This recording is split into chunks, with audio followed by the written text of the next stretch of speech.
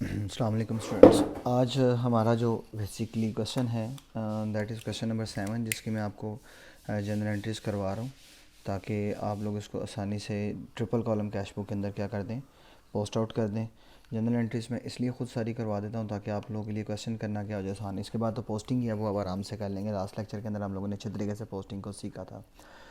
Question number 7 में वापस है, prepare a 3 column cash book of mister Aqib from the following transaction for the month of March 2005। Cash सबसे पहले a transaction है हमारे पास तो कहता है cash and bank balances on March 1 2005 were 50,000 and 120,000 respectively, यानी कि कैश का जो बैलेंस है वो है 50,000 और जो बैंक का बैलेंस है वो है 120,000। और ओवरड्राफ्ट या ओवरड्राफ्ट का वर्ड लिखा हुआ है नहीं, तो ये हमारे पास दोनों कैश बुक की डेबिट साइड पे पोस्ट हो जाएंगे। ओके, उसके बाद हमारे पास है जी बी ट्रांजैक्शन। बी ट्रांजैक्शन के अंदर हमारे पास सबसे पहले क्या दिया हुआ है जी, कैश सेल्स। कैश सेल्स हमारे पास दी हुई हैं on 1st, 9th, 15 and 28th of March वर। अब देखिए ना, ये मतलब क्वेश्चन का स्टाइल ज़रा डिफरेंट है, तो कोई ऐसा मसला नहीं। पहले हमारे पास ट्रांजैक्शन दी होती थी एक एक, अब इसमें एक पैराग्राफ फॉर्म में मुख्तलिफ ट्रांजैक्शन दी हुई, तो कोई मसला नहीं, हर एक की अलग अलग एंट्री ऐसे तो नहीं हो जाएगा। कहता है कैश चीज़ें बेची आपने एक 1 मार्च को, एक 9 को, एक 15 को और एक 28 को, तो कोई मसला नहीं। एक 1 मार्च को हमारे पास कैश डेबिट और सेल्स क्रेडिट। फिर दूसरी हमें वो कहता है जी 9 मार्च को कैश डेबिट और सेल्स क्रेडिट। और तीसरी हमें वो कहता है जी 15 मार्च को कैश डेबिट और सेल्स क्रेडिट, सेम एंट्री। और फिर हमारे पास है जी 28 मार्च को नो इशू, कैश डेबिट और सेल्स क्रेडिट। और रिस्पेक्टिवली अमाउंट उसने बताई हुई है। पहली की मैं उसने बताई 20,000, तो पहली एंट्री 20,000 है। दूसरी उसने हमें कह दिया जी 10,000, तो ये 10,000 से हो गया। और तीसरी एंट्री जी हमें वो कहता है 5,000 से है, तो ये 5,000 से होगी। चौथी एंट्री जी हमें कहता है 12,000 से है, नो इशू, हमने 12,000 से कर ली, कोई इशू नहीं जी। अब इस तरह से हमारे पास आ जाएगा। और लेकिन देखें ना, ये असल चीज़ होती है कि इम्पॉर्टेंट चीज़ ये है कि ट्रांजैक्शन को कम्प्लीटली पहले पढ़ने से हमें ज़रा फ़ायदा हो जाता है। अब एक दो लफ्ज़ मैंने एंड पे नहीं पढ़े तो हमारा थोड़ा सा नुकसान हो गया। ओके, अब नुकसान तो इतना ख़ास नहीं है, लोग हम 1 मिनट में ठीक कर लेंगे, एंट्री में मसला नहीं पड़ना। उसने कहा with the cash discount of 2% on each, हर एक के ऊपर 2-2% डिस्काउंट मिला है। तो ये देखें, आप पहले वाले पे 20,000 का 2% देंगे तो 400 रुपये डिस्काउंट, दूसरे वाले पे 10,000 पे 2% देंगे तो 200 रुपये डिस्काउंट, और फिर 5,000 पे हम 2% लेंगे तो 100 रुपया डिस्काउंट, और 12,000 पे हम लोग 2% लेंगे तो 240 रुपये डिस्काउंट। तो यानी कि जो पहली एंट्री है इसमें से, मतलब आपको अमाउंट के दे में रख लें। अब हम लोग इसमें से ये देखें, 20,000 में से हम लोग 400 माइनस कर देंगे, तो ये एंट्री 20,000 से नहीं होगी, 19,600 से हो जाएगी। ठीक है।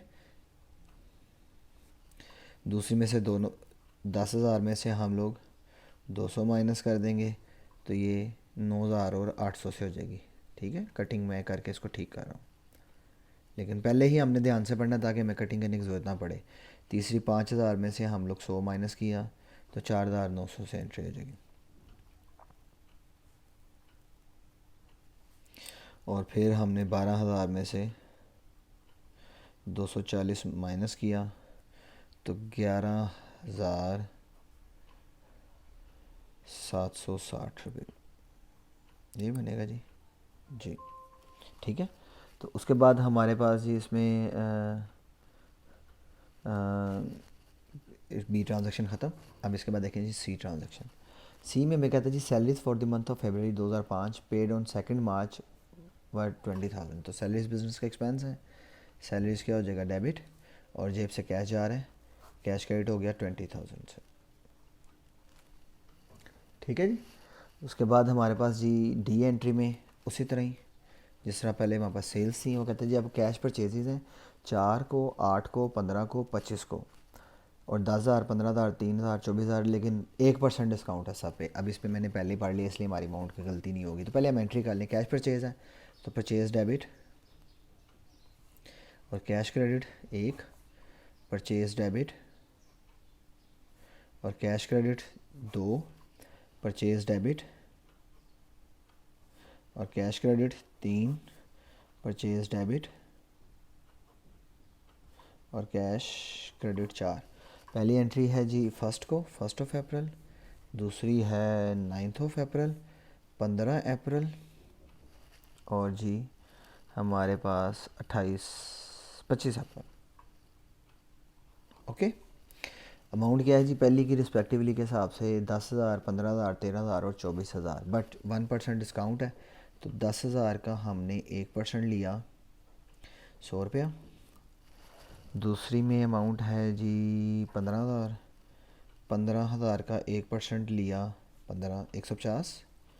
और 13,000 का 1% लिया तो 130 रुपये छूट गए। और फिर 24,000 का हमने 1% लिया तो 240 रुपये हमें उसने छोड़ दिए।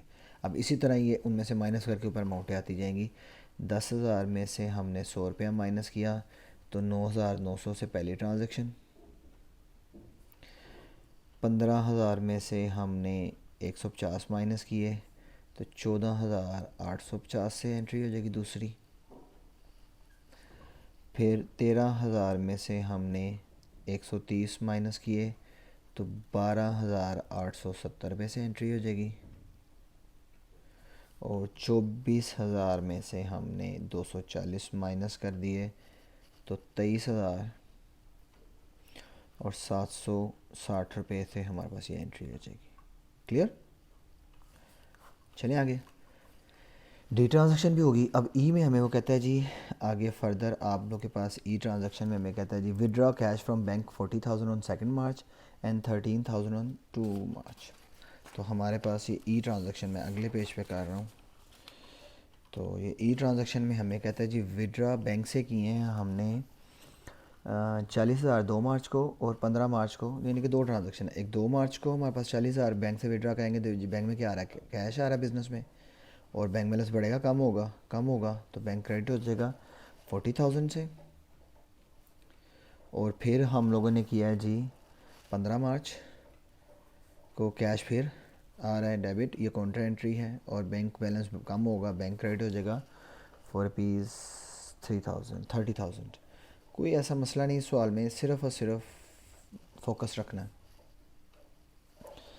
और आखिरी हमारे पास है जी एफ़ ट्रांजैक्शन लास्ट इस सवाल की, paid into the bank 6,000 on 8 March and 12,000 on 10 मार्च। तो कोई पहले 6 मार्च को हमारे पास है जी बैंक में जमा कराए हैं तो बैंक बैलेंस बढ़ेगा, बैंक अकाउंट डेबिट और कैश कम हो रहा है, कैश क्रेडिट हो जाएगा ₹6,000। और फिर हमारे पास है जी 10 मार्च को फिर हमने बैंक में पैसे में जमा कराए हैं तो बैंक बैलेंस बढ़ेगा, बैंक अकाउंट डेबिट और जेब से कैश जा रहा है, कैश क्रेडिट हो जाएगा ₹12,000।